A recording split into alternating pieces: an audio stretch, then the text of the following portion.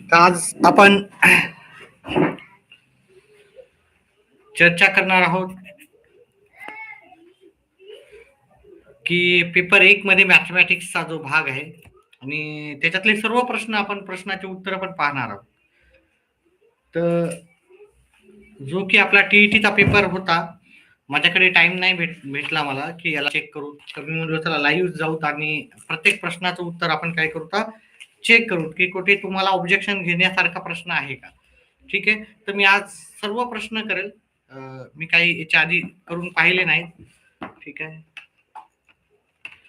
त्याच्यामुळं आताच तुमच्या समोर आलेला आहे आणि लाईव्हच आपण सर्व प्रश्नाची उत्तर प्रश्न आणि त्याची उत्तरं चेक करू.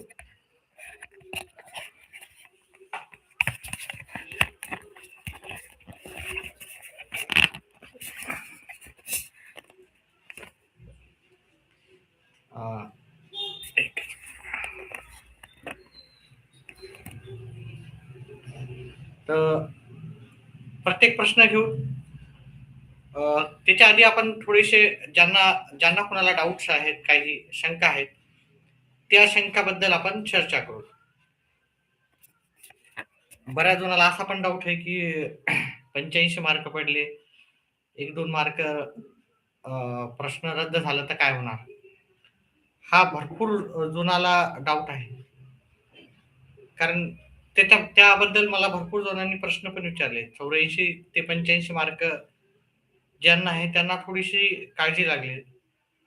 रिझर्व्ह कॅटेगरी आणि 90, 91, 92 मार्क ज्यांना आहेत, त्यांना पण वाटते की जर बदल झाला तर काय होणार आणि बाद झालं तर काय होणार. प्रश्नामध्ये बदल झाला तर काय हरकत नाही. सॉरी, उत्तरामध्ये बदल झाला तर काय थोडंसं आपल्याला सगळ्यांना शंका आहे.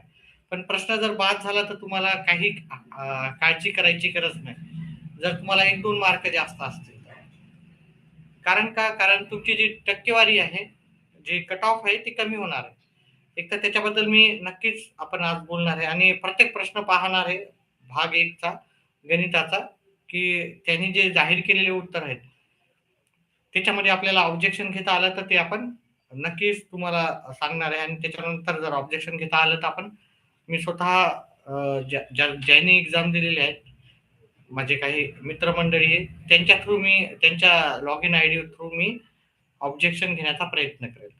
तर आपण पाहू की त्यांचे जे उत्तर होते ते काय आहे. त्यापूर्वी कोणाला काही डाऊट्स असतील, शंका असतील, प्रश्न असतील मनावर मध्ये उपस्थित झालेले, ते तुम्ही मला विचारू शकता.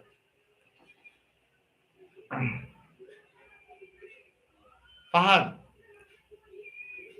आणि बऱ्याच जणाला असं पण होतं की काही जणाला मी काल डिस्कशन केलं की आन्सर शीट डाउनलोड होत नाही. तर आन्सर शीट ही आपली अंतिम आंतरशीट नाही, अंतिम उत्तरपत्रिका नाहीये. ही अंतरिम उत्तरपत्रिका आहे. याच्यानंतर फायनल उत्तरपत्रिका आहे. त्या त्या अनुषंगानेच आपल्याला मार्क भेटेल. म्हणजे आणि हे आता एकच वेळेस होईल. मग जे असेल ते त्याच्यामध्ये ते फायनल होणार. त्याच्यात बदल हो न हो, क्वेश्चन बाद होतील न होतील. जर ऑब्जेक्शन असतील तरच प्रश्न बाद होतील. ऑब्जेक्शनच कोणी घेतलं नाही तर प्रश्नाचे उत्तर बाद होत नसतात. तर काही डाउट्स असतील तर नक्कीच आपण ते सुरुवातीला तुमचे डाउटचे उत्तर देण्याचा मी प्रयत्न करेन.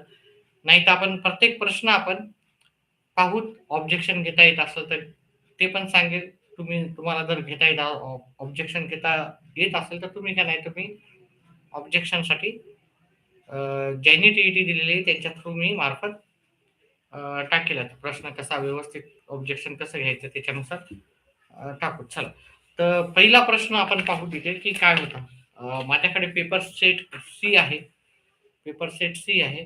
याच्यातले आपण प्रश्न पाहूत आणि त्यांनी दिलेले उत्तर पण पाहूत. आपण त्यांनी जे उत्तर सांगितले आणि ते मॅच होतात का ते पण पाहू. म्हणजे प्रश्न आणि त्याचे उत्तर मी तुम्हाला प्रत्येक प्रश्नाचं उत्तर करून दाखवणार आहे आणि ते त्यांचं योग्य आहे का ते पण. आणि ज्यांना मार्क कमी पडले त्यांनी खचून न जाता पुढच्या परीक्षेला तयारी करायची. त्याच्यासाठी आपल्या चॅनलला सबस्क्राईब करा. काही कोणत्याही प्रकारचे चार्जेस नाहीये. व्हिडिओला लाईक करा. खूप आता 6 जण लाईव्ह आहेत पण लाईक्स नाही आहेत तेवढे. तर आणि मी दोन्ही माध्यमातून शिकवू शकतो, त्याच्यामुळे काही प्रश्न नाहीये. कोणत्याही माध्यमाचा प्रश्न काय असणार.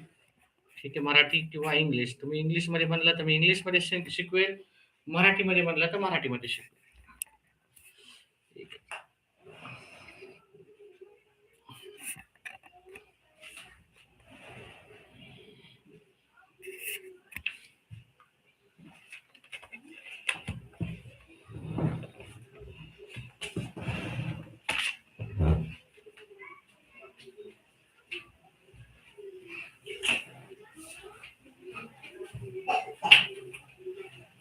चला, तर पहिल्या प्रश्नाचं डिस्कस करू. पहिला 91 नंबरचा मॅथमॅटिक्सचा जो प्रश्न होता, तो प्रश्न होता आपला एका वर्तुळाच्या केंद्रीय कोनाचे माप. ठीक आहे, आता पेपर तुमच्याकडे असेलच असं गृहीत धरून. तर केंद्रीय कोनाचे माप त्यांनी 125 अंश दिले. पहा, मी सगळं स्पष्टीकरणासहित सर्व उत्तर सांगणार आहे. ठीक आहे, आणि तर त्याच्या संगत विशाल कोनाचं माप किती. आता मी तुम्हाला एक्सप्लेन करून पण सांगणार आहे प्रत्येक गोष्ट काय राहते, म्हणजे जेणेकरून ज्यांना मार्क नाही आहेत, कमी मार्क आहे, त्यांनी पुढच्या परीक्षेमध्ये ते उत्तर आपल्याला करेक्ट करायची. कारण हा जो पेपर आहे 30 प्रश्न आहे. 30 प्रश्नापैकी 7 ते 8 प्रश्न जशाला तसे, म्हणजे फक्त नंबर चेंज करून येण्याची शक्यता आहे. तर केंद्रीय कोनाचं माप म्हणजे समजा, मी पहिले समजून सांगतो तुम्हाला. समजा हे 90 अंशाचा कोन आहे, तर मग बाकीचं उरलेलं अंश काय राहतात ते सांगतो तुम्हाला. ठीक आहे, हे उरलेलं काय राहणार, हे पूर्ण हे कंसाचं माप राहते 360. आणि जर केंद्रीय कोन 90 असेल तर उत्तर काय येईल 270. जर केंद्रीय कोन 100 असेल तर उत्तर काय येईल 360 मधून 100 वजा केले आपल्याला उत्तर येईल 260. मग त्याचा विशाल कोनाचं माप काय राहील 260. त्याचप्रमाणे जर केंद्रीय कोन 120 असेल समजा, तर संगत विशाल कोनाचं माप कसं येईल तुमचं. संगत विशाल कोनाचं माप येईल 120 वजा केले तर येईल 240. म्हणजे हा कोन आपल्याला आता इथं दिलेला आहे 125. ठीक आहे, मी तुम्हाला नुसतं गणित सांगत नाहीये, उत्तर नाही सांगत. त्यांचे जे आहेत तर मी तुम्हाला सगळं एक्सप्लेन करून सांगत आहे. आणि तुम्हाला अजून गणितामध्ये परफेक्शन पाहिजे असेल तर आपल्या चॅनलला सबस्क्राईब करा. कोणत्याही प्रकारची स्क्रीन नाहीये, फक्त आपलं मी प्रत्येक प्रश्न लिहून समजावून सांगतो. त्यामुळे फक्त तेवढं तुम्हाला स्क्रीनवालं चॅनेल नाहीये, फक्त त्यामुळे भरपूर विद्यार्थी येत नाही. बाकी काय प्रॉब्लेम नाही. प्रत्येक प्रश्न लिहावा लागते, उत्तर सांगावं लागतं. आता सध्या मी उत्तर प्रश्न लिहित नाहीये. 125 आहे म्हणजे 360 मधून मला 125 वजा करायचे होते.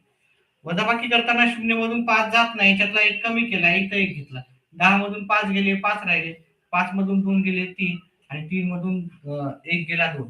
मग आपल्याला जर इथे 125 असेल, 125 असेल तर त्याच्या संगत विशाल कोनाचे माप राहते 235.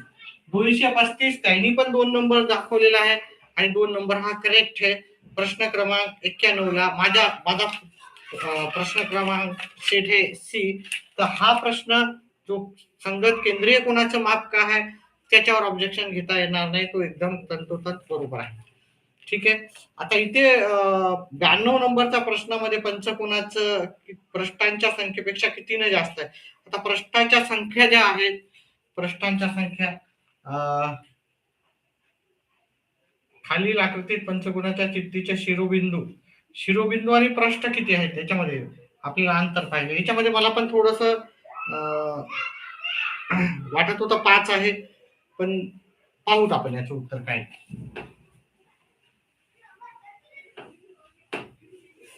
पहा, जेव्हा पृष्ठ काढतो आपण, ठीक आहे. आता मी माझं स्वतःचं उत्तर, याच्यातलं उत्तर रॉंग होतं. जेव्हा मी तुम्हाला संभावित उत्तर पत्रिका काढून दाखवली होती तेव्हा मी थोडस चुकीचं उत्तर दिलेलं होतं याचं. तर त्याच्यामुळं चुकीचं उत्तर दिलं म्हणजे आपण प्रयत्न करूच आता हे, म्हणजे माझं उत्तर तेव्हा रॉंग आलं तर आता पण रॉंग येऊ शकते का ते पाहू. ठीक आहे, म्हणजे त्यांच्या आन्सर की नुसार पाहूत आपण, त्यांनी आन्सर काय दिली. असं नाही की माझं उत्तर चूक होतं आणि मी तुम्हाला करेक्ट होतं असं सांगणार, असं नाही. 4 ते 5 उत्तर माझ्या पण आन्सर की मध्ये उत्तर चुकीचे होते. ठीक आहे, आता इथं एक प्रश्न आहे, इथे दुसरा प्रश्न आहे, तिसरा प्रश्न आहे, इकडे चौथा प्रश्न असेल आणि इकडे 5वा असेल, नाही की नाही. वरी 6वा प्रश्न असेल आणि खालच्या साईडला 7वा प्रश्न असेल. एकूण 7 प्रश्न झाले. ठीक आहे. आणि शिरोबिंदू भेटले 1, 2, 3, 4, 5 आणि खालच्या साईडनं 5 राहतात आणि हे गोल राहते सगळं. 5 आणि 5 10, 10 काय आहे आपल्याला शिरोबिंदू आहे आणि 7 पृष्ठ आहेत. 7 पृष्ठाच्या जागा आहेत. तुम्ही पाहून घ्या एखादा हे असेल तर. ठीक आहे. तर इकडे 5 पंचकोनी म्हणजे 5 इकडे भाग आहे, एक खालचा भाग राहील, एक वरचा. मग याच्यातला जो फरक आहे तो 3चा फरक आहे. मला पण सुरुवातीला कन्फ्युजन झालं होतं याचं कसं करायचं. पण नंतर मी व्यवस्थित विचार केल्यावर याच्यातला जो फरक आहे त्यांचं जे उत्तर आहे 3 3 हे उत्तर त्यांचं बरोबर आहे. ठीक आहे. तर पंचकोन खालील आकृतीतील पंचकोनी चित्तीच्या शिरोबंधांची संख्या ही पृष्ठांच्या संख्येपेक्षा कितीने जास्त आहे याचं उत्तर होतं. ते मी तर तुम्हाला समजावून सांगितलेलं आहे. त्याच्यानंतर पुढचा प्रश्न दिलता तो पण पाहू. ऑब्जेक्शन घेता येत असेल तर ते पण घेऊ. व्यवस्थित सगळं पहा, वेळ लागला तरी चालेल. कारण भरपूर विद्यार्थी थोडेसे संभ्रमात आहेत. कोणते विद्यार्थी संभ्रमात आहेत? ज्यांना मार्क आहेत काठावर. ज्यांना काठावर मार्क आहेत ते थोडे संभ्रमात आहेत. त्यांना सगळं एक्सप्लेन करून सांगितलं तर त्यांचा तो संभ्रम आहे तो दूर होईल. कारण त्यांना जेवढे आहेत तेवढे मार्क ठीक आहेत, है ना. ज्यांना काही जणाला 85, काही जणाला 86, काही जणाला कॅटेगरी, काही जणाला 90 आहे जे ओपन कॅटेगरी, काही जणाला 91 मार्क आहे. तर रिझर्व्ह कॅटेगरीचे जे विद्यार्थी, आता पुढचा प्रश्न आपला असा होता आहे की नाही. आता याचं कसं काढायचं ते पण सांगतो. हे पण भरपूर जणांना कन्फ्युज करू लागले. अतिशय सोपे प्रश्न असे होते. ठीक आहे. आता माझी आकृती काय एक्झॅक्टली येणार नाही तुम्हाला. तर याच्यावर ऑब्जेक्शन घेता येईल का ते पण पाहू आपण. आता हे सगळे चौकोन आहे का म्हणजे चारी बाजू समान आहे. माझ्या जर दिसत जरी नसेल त्याच्या सर्व बाजू काय समान आहे. आता तुम्हाला हे पहिले एक्सप्लेन करून सांगतो की काय आहे एक्झॅक्टली. त्याच्यानंतरच आपण पुढे जाऊ. आता ह्या प्रत्येक चौरसाची जी आहे म्हणजे असा चौरस आहे तर त्याची परिमिती काय आहे 9.6. 9.6 परिमिती. परिमिती व्यवस्थित दिसत आहे का? ठीक आहे. परिमिती दिसत नसेल तर मी थोडं मोठं लिहितो. प्रत्येक चौरस जो आहे याची परिमिती आहे, परिमिती ती 9.6 आहे. मग या पूर्ण भागाचा आपल्याला काय विचारलं होतं, संपूर्ण भागाची परिमिती पेरीमीटर. इंग्लिश में पेरीमीटर. इसका पेरीमीटर दिया था 9.6. तो इसका सब होल फिगर का हमें क्या करना था, पेरीमीटर निकालना था. तो अभी देखो अगर अगर परिमिती परिमितीचं सूत्र पाहिलं चौरसाची, त्याचं सूत्र आहे 4 गुणिले बाजू. परिमिती दिली त्यांनी 9.6 बरोबर 4 गुणिले बाजू. हे इकडे जाईल 9 बाजू येईल आपलं. बाजू किती आलं 2.4. आता परिमिती काय राहतात तुम्ही समजून घ्या. ठीक आहे. परिमिती राहतात की बाबा सगळा समजा हा माझा चौकोन आहे. याची जर परिमिती काढायची इथं 3, इथं 4, इथं 5 दिले आणि इथे 6 दिले आणि मला परिमिती काढायला सांगितलं तर मी काय करतो, हे शेवटचा भाग आहे त्याची बेरीज करतो. 3 मध्ये 4 मिळेल 7 होतात. 3 अधिक 4 अधिक 5 अधिक 6 मग किती झाले 7 आणि 5 12, 12 हे झाले 18. 18 परिमिती असेल म्हणजे मला मधातला भाग नाही मिळवायचा. ठीक आहे. मला हा भाग पकडायचा का नाही पकडायचा, मला फक्त हा भाग पकडायचा. परिमितीला फक्त शेवटचा भाग पकडतात. तर हे इकडचे जे आहेत त्याला काहीच नाही करायचं. ठीक आहे. आता तुम्ही जर पाहिलं याच हा भाग इकडचा, आता मी हा थोडासा वेगळ्या पेनीने काढण्याचा प्रयत्न करतो. याला परिमिती पाहाय हे आकृती हा जो भाग मी तुम्हाला दिसत असेल, नाही दिसत असेल तर मी अजून तुम्हाला वेगळ्या पद्धतीने करतो. ठीक आहे. हा मी असा हे करतो. ही परिमिती इकडचा फक्त एवढा भाग आपल्याला मोजायचा. आता तो कसा मोजायचा तो पण सांगतो मी. फक्त शेवटचा भाग मोजायचा. आता आपल्याला माहित आहे एक बाजू ही 2.4 आहे, ही पण बाजू 2.4 आहे, ही पण बाजू 2.4. आता माझ्या आकृतीवर जाऊ नका. इकडचा भाग आणि इकडचा भाग दोन्ही मिळून इकडे अर्धा गेला आणि इकडे अर्धा गेला. हा पूर्ण भाग इथून हा एवढा भाग आणि एवढा भाग ते झाला 2.4 आहे की नाही. हा भाग 2.4 इकडे झाला, इकडे 2.4 झाला आणि इकडचा अर्धाच आहे हा अर्धा, हा दोन्ही पकडून आपले 2.4 होतात. इकडचा भाग अर्धा, इकडचा भाग अर्धा, इथं 2.4, इथं पण 2.4 आणि हा भाग आणि हा भाग मिळून दोन्ही मिळून आपल्याला 2.4 होते. म्हणजे हे 1.2 इथं होते आणि 1.2 इकडे होते, कारण इकडे अर्धा भाग आपला गेला. हा 1.2 होईल, इथे हा 2.4 आहे, इथे 1.2 होईल, इथे 1.2 होईल, इथे 1.2 होईल. आता हे सगळं डिस्कशन आपण आपल्या दुसऱ्या व्हिडिओमध्ये करतच असतो. ठीक आहे, ऑब्जेक्शन घेता येईल का असा आपला टॉपिक आहे. ठीक आहे, तर 2.4 इथे आहे, इथं 2.4 इथे आहे, इथे 2.4 आणि इथं 2.4. आता आपल्याला एकंदरीत सगळ्याची जर बेरीज केली तर पाहूत आपण.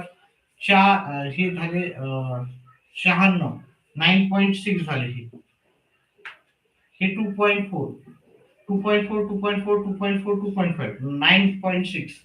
इथं पण 9.6. आता 1.2, 1.2, 1.2, 1.2, 1.2, 1.2 किती वेळ झाला? 1, 2 आणि 3 वेळ झालेला आहे. आणि हे वरत आहे, हे पण 9.6 येतं. तर तुम्ही असं जर पाहिलं, असा हे हा भाग हा 2.4 आहे आणि इकडचे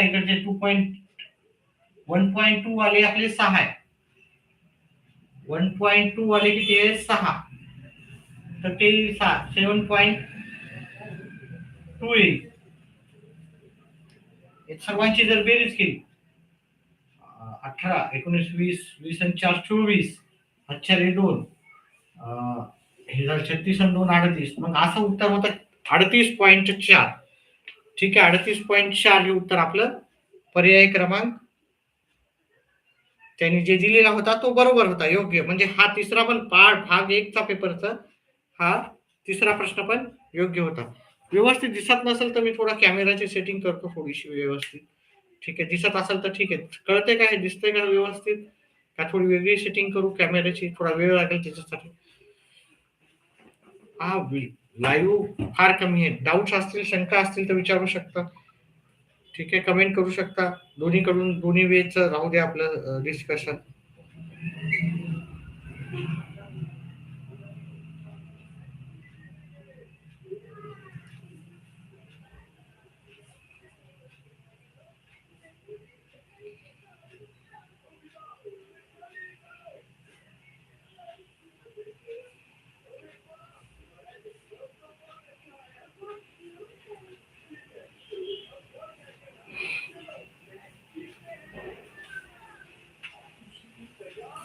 चला, पुढचा जर प्रश्न असेल त्याचा डाऊट पाहूत आपण.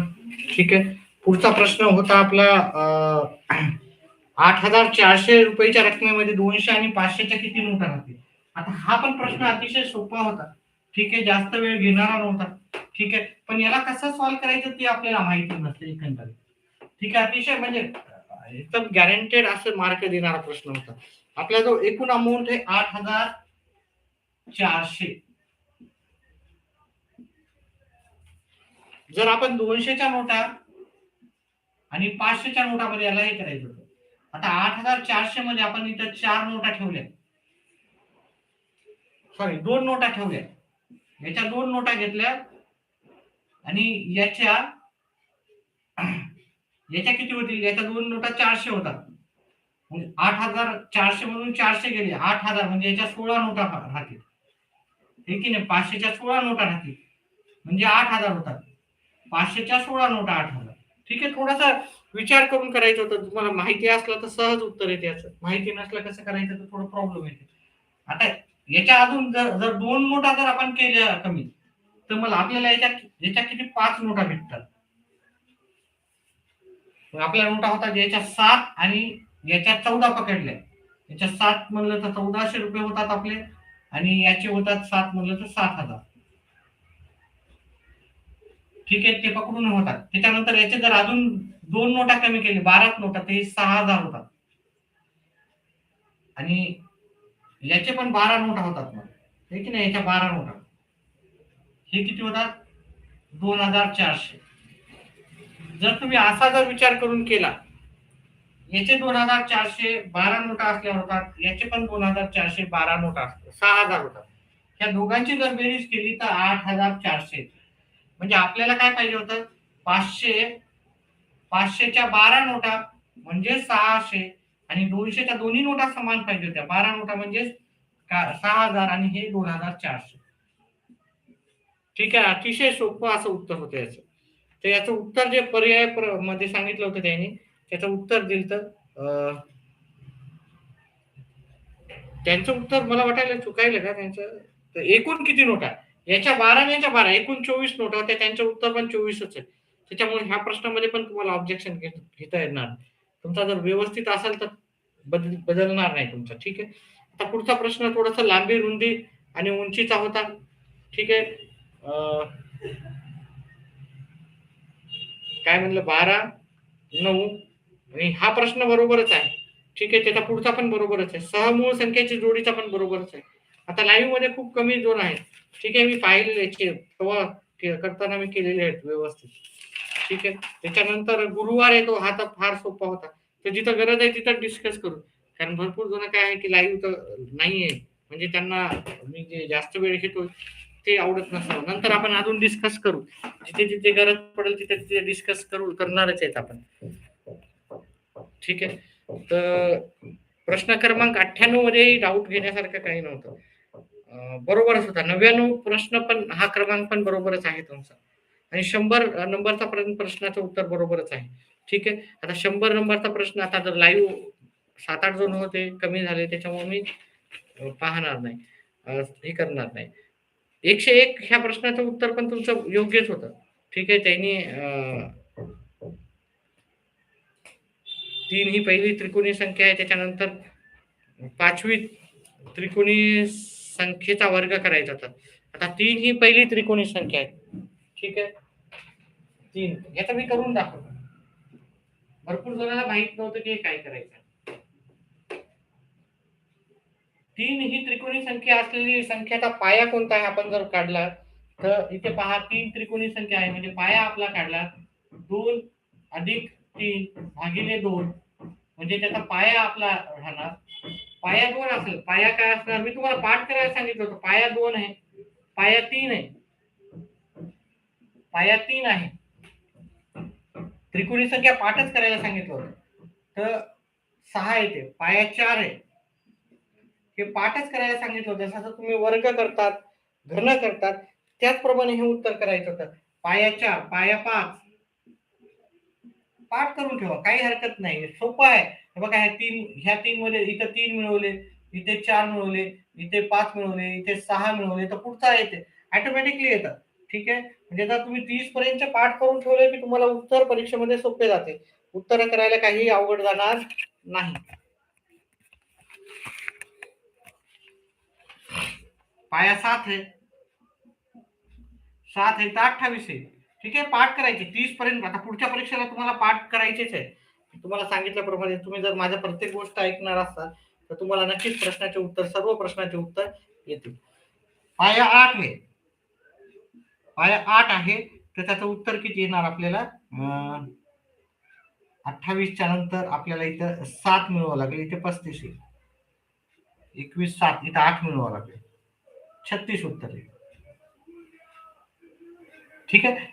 तर आता आपल्याला काय करायचं, ही 3 काय म्हणलं त्यांना, 3 ही पहिली त्रिकोणी संख्या आहे. समजा ही 3 ही पहिली त्रिकोणी संख्या आहे. याच्यानंतर 5वी त्रिकोणी संख्या, ही याच्यानंतर, याला पहिली, दुसरी, ही पहिली आहे, ही पहिली आहे, ही दुसरी, ही तिसरी, ही चौथी, ही 5वी. आता ह्या त्रिकोणी संख्येचा वर्ग विचारला, मग काय सांगितलं, ही त्रिकोणी संख्या आहे आपल्याला 21. आता ह्या 21चा वर्ग करायचा आहे. 21चा वर्ग म्हणजे 21 गुणिले 21. आता 21चा वर्ग सगळ्यालाच माहिती आहे, 441. 441. त्यांनी पण पर्याय दिलता, पर्याय क्रमांक 3 दिलता. मग इथे पण आपल्याला ऑब्जेक्शन घेता येणार नाही, हा पण प्रश्नाचं उत्तर योग्य आहे. ठीक आहे.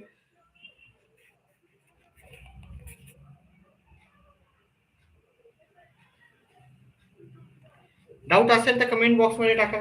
डाऊट असेल तर कमेंट बॉक्स मध्ये टाका. काल आपण दोन्हीकडून डिस्कशन चांगलं होतं, आज कुणीच डिस्कस करत नाही ना, कमेंट बॉक्स मध्ये काहीच टाकत नाही. डाऊट असतील तर कमेंट बॉक्स मध्ये टाका, दोन्हीकडून डिस्कशन राहू द्या. पुढचा जो प्रश्न होता पहा, जे अवघड आहे ते मी सांगतोय तुम्हाला, प्रत्येक प्रश्नाचं उत्तर सांगतो. पुढचा प्रश्न आहे, मोठ्यात मोठी 5 अंकी संख्या आणि लहानात लहान 5 अंकी संख्या याच्यातील फरक. तर याच्यामध्ये जर पाहिलं आपण,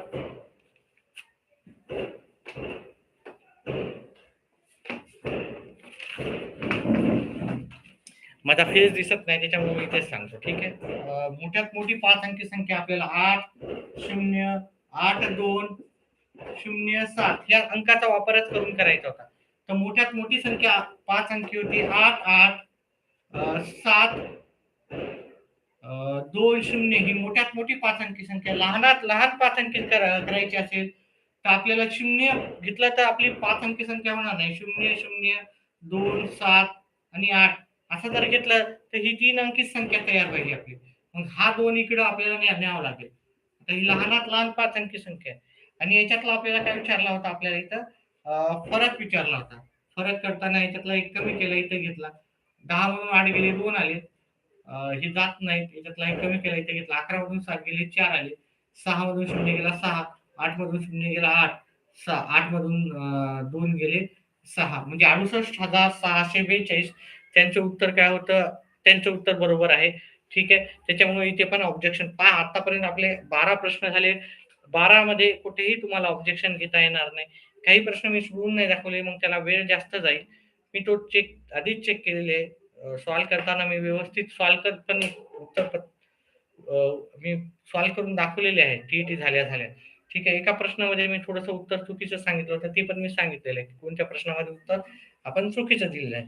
त्याच्यानंतर त्यांना सरळ व्याजाचा एक प्रश्न विचारला होता, तर एकूण रक्कम आपल्याला विचारली होती. आता मी याच्यावर आधारित खूप प्रश्न असे घेतले होते. ठीक आहे, ज्यांनी आपले चॅनल पाहिलेले आहेत, ठीक आहे, त्यांना ह्या प्रश्नाचं उत्तर नक्कीच आलं असेल. एकच मिनिट विद्यार्थी मित्र.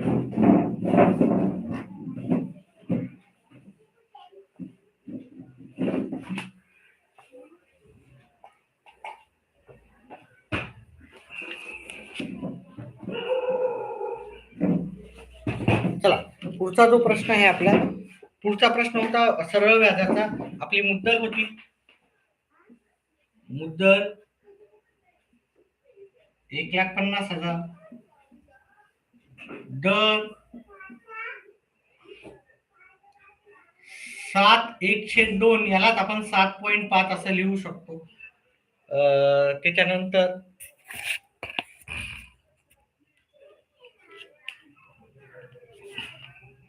काळ दिलता त्यांनी 8 वर्ष.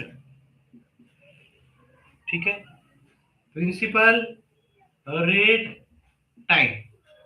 आता सरळ व्याज बरोबर, सरळ व्याजाचं सरळ अतिशय सोपं होतं. PRT भागिले 100, 1,50,000 गुणिले 7.5 गुणिले 8 भागिले 100. आता हा पॉइंट कट करायचा, तरी ते एक शून्य जास्त द्यावं लागेल. हे 3 शून्य गेले, हे 3 शून्य गेले. उत्तर आलं 150 गुणिले 7, 75 गुणिले 8. आता या सर्वांचं जर उत्तर केलं तुम्ही, तर या सर्वांचं उत्तर येते 90,000 उत्तर येते. मग आपल्याला प्रश्न काय विचारला होता, एकूण रक्कम काय आहे? ती एकूण रक्कम जी आहे ते मुद्दल प्लस व्याज आपल्याला मिळून एकूण रक्कम येते. तर आपलं मुद्दल होती 1,50,000, व्याज होतं 90,000, हे 2,40,000 असं उत्तर त्यांचं होतं. त्याच्यामुळे इथे ऑब्जेक्शन घेता येणार नाही. ह्या प्रश्नाचं उत्तर योग्य होतं. ठीक आहे, तुम्हाला काही डाऊट असेल, शंका असतील, काही टीईटी बद्दल, पेपर झाला मार्क कमी होतील का, जास्त होतील का, प्रश्न बाद होतील का, प्रश्न बाद झाल्यावर काय होतील, ते सर्व प्रश्नाचे उत्तर मी देईन, काय हरकत नाही. तर तुम्ही कमेंट बॉक्स मध्ये प्रश्न तुमचे टाकू शकता.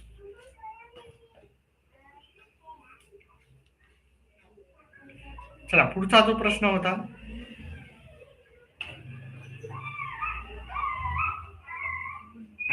पुढचा प्रश्न डिस्कस करू आपण. पुढचा प्रश्न होता आपल्याला, एका परीक्षेत मराठीला म्हणजे शेकडा टक्केवारी काढायची होती. आता ही शेकडा टक्केवारी बघितली ती विज्ञानची जास्त येणार आहे. मी एका विषयाची काढून दाखवतो. ठीक आहे. टक्केवारी कशी काढायची, तर टक्केवारी तुम्हाला माहीतच पाहिजे कशी काढतात.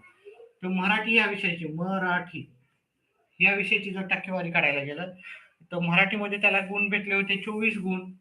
एकूण गुण 30 होते. गुणिले 100 करायचे. हा शून्य गेला, हा शून्य गेला. 3 एक 3, 3 8 24, 8 गुणिले 10, 8 गुणिले 10.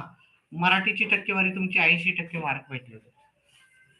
त्याच्यानंतर आपण दुसरी टक्केवारी काढली, गणित.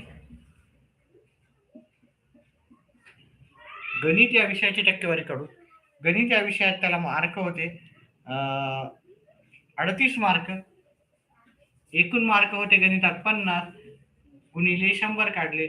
50 एक 50, 50 दोन्ही 100. 38 गुणिले 2 आलं असतं तर ते उत्तर होतं 76.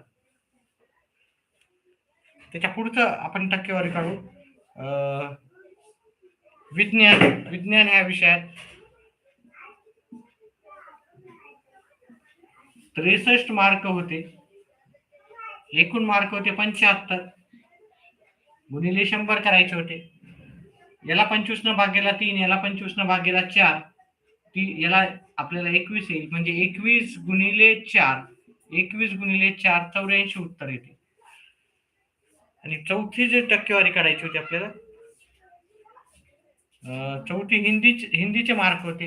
आणि हिंदीचे मार्काची जर टक्केवारी काढली, मार्क पडले 63. एकूण मार्क होते 90 गुणिले 100 केले. हा एक शून्य गेला, हा एक शून्य. 9 एक 9, 9 7 53, 10 गुणिले 7 गुणिले 10 उत्तर आलं 70%. मग इथं जर सर्वात जास्त जर टक्केवारी पाहिली, सर्वात जास्त म्हणलं तर 84 टक्केवारी येईल. सर्वात कमी म्हणलं तर 70 टक्केवारी. सर्वात जास्त विज्ञान या विषयाची टक्केवारी होती. त्याच्यामुळे ते उत्तर तुमचं विज्ञान आहे. त्याच्यानंतर आता मी तुम्हाला पहा, मी सर्व सांगून दिले. जर एखाद्या प्रश्नाचं डाऊट असेल तर तुम्ही मला विचारू शकता.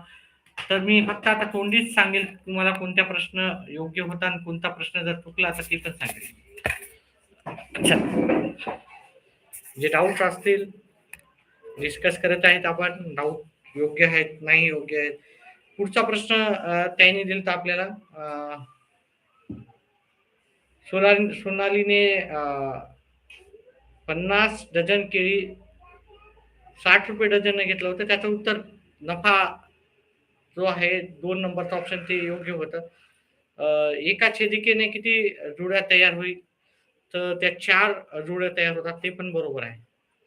ठीक आहे. संगत कोणाच्या विचारलं, संगत कोणाच्या किती जुड्या तयार होतात. संगत कोण का आहे काय नाही, ज्यांना माहिती आहे त्यांना ठीक आहे, आणि ज्यांना माहिती नाही त्यांनी आपल्या चॅनेलला सबस्क्राईब करा.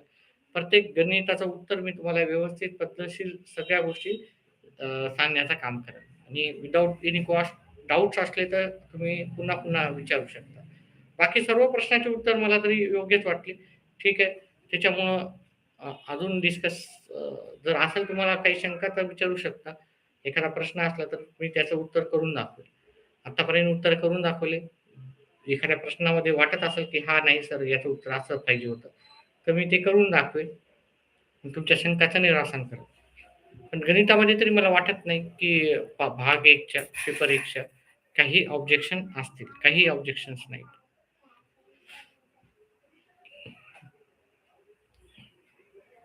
डाऊट असतील तर विचारू शकता.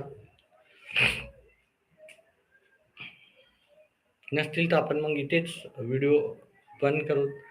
ठीक आहे. जास्त वेळ घेण्यामध्ये हरकत नाही, कारण मी बऱ्याच वेळेस टीईटीच्या पेपरसाठी येत असतो. जर नंतर लाईव्ह नसताना जरी कोणी आले असतील तर त्यांच्यासाठी नक्कीच तुम्ही जर कमेंट बॉक्समध्ये टाकला तर एक छोटासा व्हिडिओ घेऊन मी त्याचं उत्तर नक्कीच एक शॉर्ट व्हिडिओ घेऊन मी टाकेन. त्याच्यासाठी तुम्हाला सर्वांना चॅनेलला व्हिडिओला लाईक आणि चॅनेलला सबस्क्राईब करावं लागेल. चॅनेलला सबस्क्राईब केल्यावरच तुम्हाला मी लाईव्ह आलेला किंवा मी उत्तर टाकलेलं तुम्हाला लगेच भेटेल. जर चॅनेलला सबस्क्राईब नाही केलं तर आणि मी उत्तर टाकलं, तुमचं एक्सप्लेनेशन केलं, तुम्हाला काहीही कळणार नाही. काही डाऊट असतील तर विचारू शकता. काल दोन्हीकडून तुमच्याकडून पण भरपूर उत्तर होते. आता येणाऱ्या काही दिवसापासून आपण प्रश्न उत्तर पण करणार आहोत. प्रश्न उत्तराबद्दल पण आपण डिस्कस करणार आहोत आणि पुढच्या टीईटी, येणाऱ्या टीईटी आणि सीटीईटी बद्दल आपण त्याची पूर्ण अभ्यास करणार आहोत, म्हणजे तयारी करणार आहे. ठीक आहे, आजचा व्हिडिओ इथेच संपवूत आपण. डाऊट असतील तर विचारू शकता. चला, ठीक आहे. व्हिडिओ पाहिल्याबद्दल धन्यवाद.